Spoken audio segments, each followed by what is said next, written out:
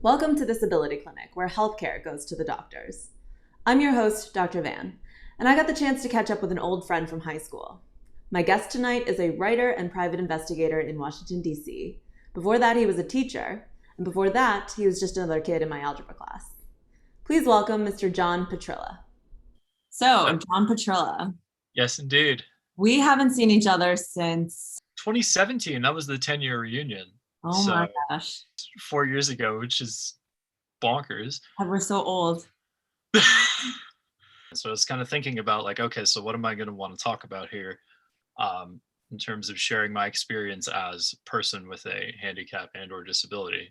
Oh yeah, John has cerebral palsy, so he walks with a little extra swagger. I'm definitely not as impaired as people with more intense cases of CP. My joke is that I lost the lottery by getting CP in the first place, and then I won the lottery by having, a case that's in the top 0.05 or 0.1% of cases of people with CP, and that it's a relatively minor physical impairment, and there is no trace of mental impairment, which is about as good as you can hope for. Teaching is one of his passions, but there are a few things that made him change his career path.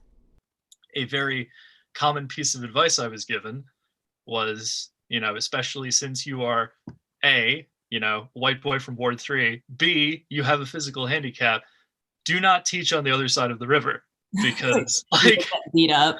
Yeah, it's just not going to go well for you. I mean, there was a student who openly made fun of my handicap while I was teaching him, which, middle schoolers are going to do that because that's how the middle school brain works. But that being an impediment in that regard, metaphysically was, kind of annoying.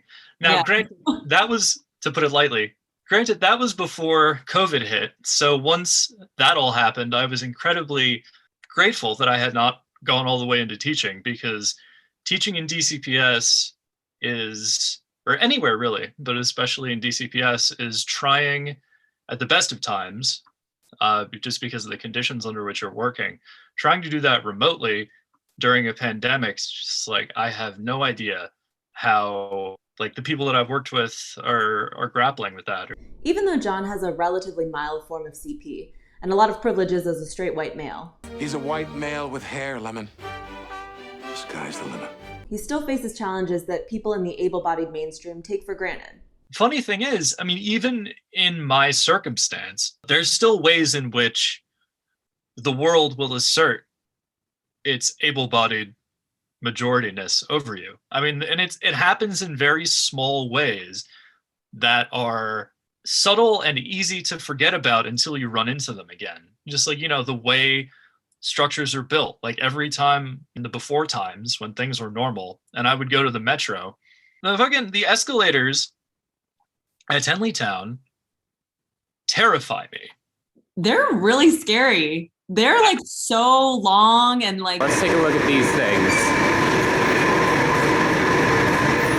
Jeez. I know, but it's just that has always been one of my primal fear moments whenever I have to get on the, expletive deleted things, because it just makes me very aware of my particular vulnerability, and it highlights all of the ways in which I'm susceptible to things that normal people don't even think about, because they're not even trying to consciously center their gravity every single time they take a step. And then you have people that are late for work, and they're excuse me, and they're running down the escalator, not holding on to the railings. And I'm just man, that must be nice. Yeah. That being able to, that must feel awesome. And they take it for granted, they do. Yeah, well, of course they do. Why wouldn't they, right? That goes back to the point of asking people to radically disassociate themselves from their normal is, that's, they can't, literally, you can't do that, because you take so much of that for granted, just because in order to stay sane, you have to have some baseline of what normal means for you. Everyone has a normal baseline, and it's different for every single person. It's our differences that make us all human, which I know sounds cheesy.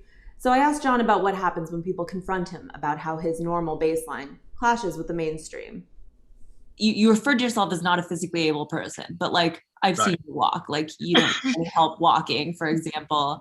And obviously there's varying degrees of CP and physical impairments. But one Right. thing I wanted to ask you is sort of, do you get a lot of questions about your disability since it is visible? And like, what do you normally tell people? And do you get sick of explaining yourself? Yeah, that's a great question. So I only tend to get questions about it from um, kids who are younger, uh, who have no sort of filter, and they just see something that doesn't square with their view of the world, and they're like, "Well, that's weird. Mhm. I should go ask them. Like why doesn't like this doesn't make sense to me." And honestly, I love it when that happens because the teacher in me is like, "This is a teachable Yeah. moment. Hooray!" So I'll ask them if they want the short version or the long version, because the short version is I was born early and then something happened to my head, and it makes my legs work kind of funny, and so that's why I walk the way I do. Um, and sometimes that's enough, and they'll get the answer, and they'll be like, "All right, I can put this in a box. It makes sense now. I have an explanation for why this guy is walking the way he is, and that's all I really needed because I'm no longer scared by the unfamiliar." But if people want, the more intense explanation, then I'll give it to them.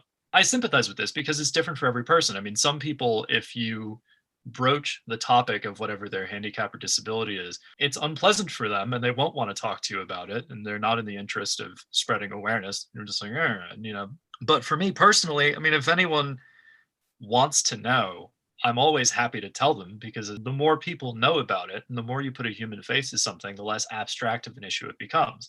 And the next time you hear about it, it's like, oh, I know, the kid who has CP and he was pretty cool.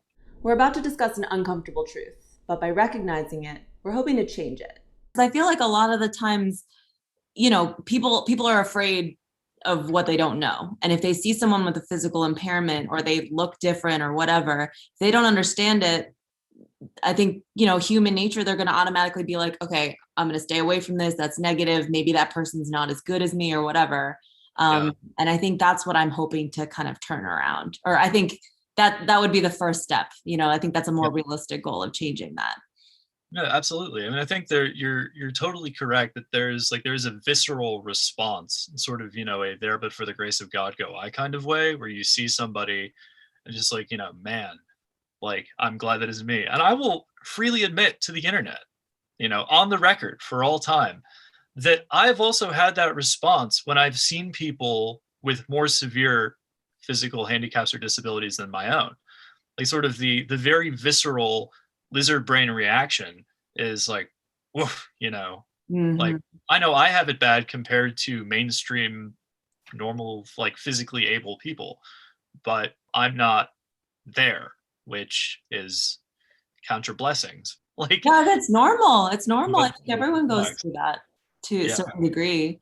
Ignorance and lack of knowledge create fear, and we all know that fear is the path to the dark side. Fear leads to anger. Anger leads to hate. Hate leads to suffering.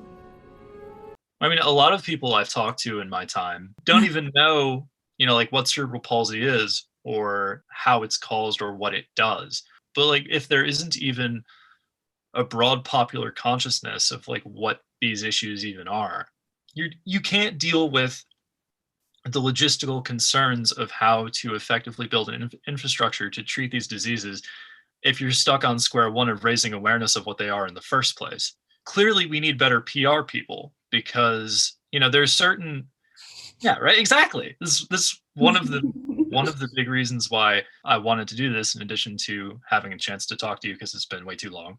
But there are certain diseases where all you have to do is mention them, and people is like, oh yeah, I'll donate money to, cancer is a big one. Why? Because you throw a stone and you hit somebody who has either had cancer or knows someone who has. It's a very present reaper in the popular consciousness. People have been hit by it personally in one way or another. There's that barrier, which keeps coming up time and time again in my experience, which is unless it has knocked on your door in some way, I mean, you're far less likely to either know what it is or care enough about it as a problem to really put in the time to solve it in whatever way you might be able to do that. I mean, and that's a problem that's stretched across all kinds of minority issues all across the board. I mean, that's a classic dilemma of, it's like, well, this has nothing to do with me. It's not my problem. I don't really care. I mean, plug in your minority issue over time, and then that's going to be an issue. It's important to realize that the fight for disability rights and healthcare justice comes with the same challenges that any marginalized group faces. Even amongst the community of people with disabilities, there is such a diverse population of human beings who represent several other minority groups. Especially with something like CP specifically, I mean, because I can only speak to my experience, but it's not a monolith even in terms of what it does to you. With cerebral palsy, it's like, well, it depends on how much of your brain got ravaged on day one. Mm-hmm. And then because your brain is like a supercomputer and you're basically dumping water into the circuits, it's a question of what got fried. And then based on that, it's like a whole host of things could have gone wrong. It's not a monolith of symptoms where it's like, okay, X happens and then Y is the outcome and we know how to treat Y and yada, yada. I mean, it's not clearly defined.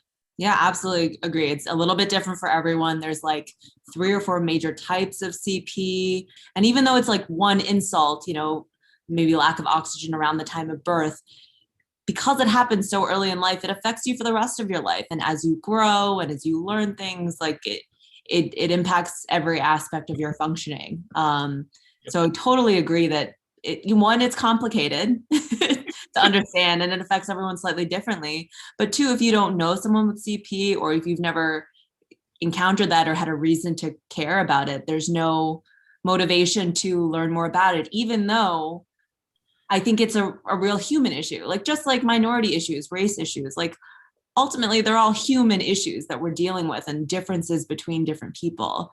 Right. So, I mean, you're really like preaching to the choir here, obviously. I completely agree with you that I think if people realized that they should care more about human issues and that involves race, that involves differences, religion, disability, I think the world would be a better place, which is like super idealistic. But that is like definitely why I decided to start a YouTube channel. We talked about the challenges of raising awareness and advocating for any important cause, including something John calls emotional crisis bandwidth, which is already stretched thin 1 year into a global pandemic.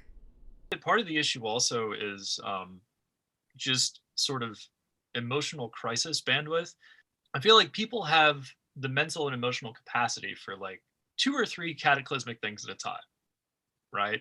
And then beyond that, it's kind of just like, I can't shoulder that too, right? It's like, I'm already sufficiently depressed thinking about these 2 or 3 crises that consume my day-to-day sort of existential angst. And I can't also then shoulder this next thing with an equal amount of emotional investment.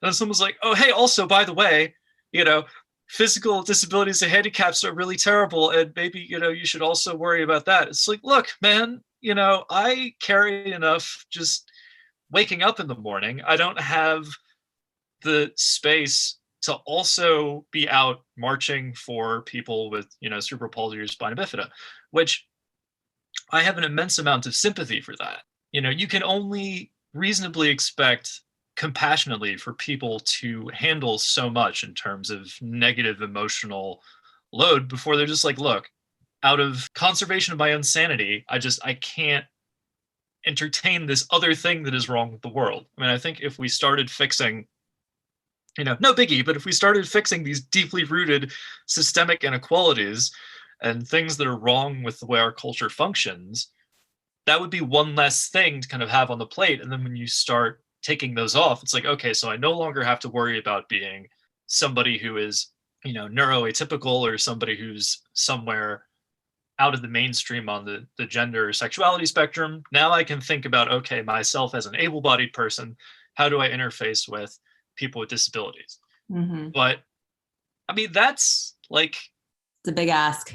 That's huge. It's a huge ask. I mean, and I'm not expecting the able-bodied majority to take the time to like radically disassociate themselves and try to put themselves in my shoes and be like, here's how I see the world, because realistically, you can't do that. We're using a lot of buzzwords like able-bodied majority and neuroatypical, but ultimately we're searching for a realistic path forward towards a more inclusive culture. disability specifically transcends everything else, and that it doesn't care, what gender you are, what race you are, how rich you are, none of that. Your sexual orientation, it's all irrelevant, which means that it's that much harder for people with disabilities, be they physical or neural, mental, whatever, to rally around each other, because before you even interface on that level, there are all of the other minorities that will clash on top of that within the handicapped or disability minority group. So you have the difference between someone like me, who was born into a very privileged position but has a handicap, versus somebody who has a handicap but was born into a far more socioeconomically disadvantaged position than me. Like, we're going to be having a very different conversation about how our handicap has affected us and what we want to do to ameliorate our circumstances. Like, even if we had the exact same kind of cerebral palsy, it would be a very, very different conversation for each of us. This conversation helps me realize that if you belong to any marginalized, discriminated against, socially abused minority group, you can probably understand how people with disabilities feel. If you enjoy catching up with old friends like this, hit the like button and subscribe to Disability Clinic. Thanks for watching. I'm not going to introduce you as the palsy. The one guy who has it. Did we have a hand sign in high school? Did we do 07? Did we ever do? I don't know. I never did it. If we did it, I was never that cool. Me neither. That's cool. Clearly. I was on the outside of that. I mean, they're basically like the escalators to hell. They go like 2 miles down. And it is terrifying.